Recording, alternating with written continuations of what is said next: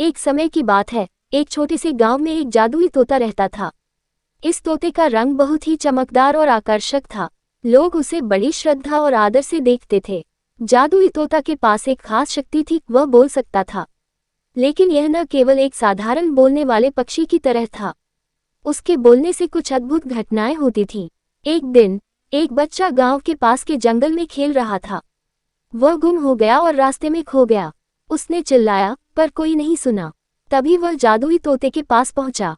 तोता ने उस बच्चे की सुनी और उसने बोला, मुझे देखो, मैं तुम्हें तुम्हारे घर तक ले जाऊंगा।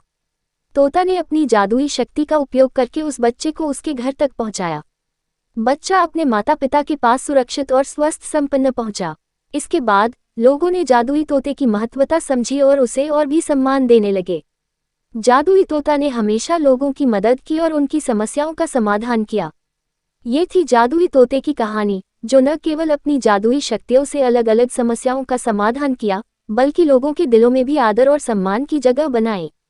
बसंत पंचमी के दिन एक छोटे से गांव में एक नौकर रहता था जिसका नाम रामू था।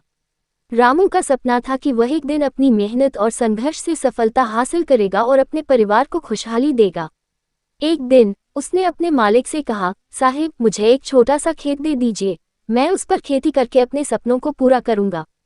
मालिक ने रामू की बात सुनी और उसे एक छोटे से खेत का निर्माण करने की अनुमति दी। रामू ने बसंत ऋतु में खेती की शुरुआत की और खेत में बगीचा लगाने लगा। उसकी मेहनत और लगन से खेत में फूल और फल लगने लगे। वह अपने उत्साह, संघर्ष और धैर्य से परिश्रम करता रहा।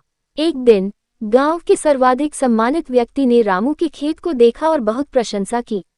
उसने रामू को सलाह दी कि उसे अपनी खेती का उत्तम उत्पादन बेचने के लिए बाजार में बेचने का प्रयास करना चाहिए। रामू ने उसकी सलाह मानी और अपने उत्तम उत्पादन को बाजार में बेचा। उसकी मेहनत और लगन ने उसे सफलता की ऊंचाइयों तक पहुंचा दिया।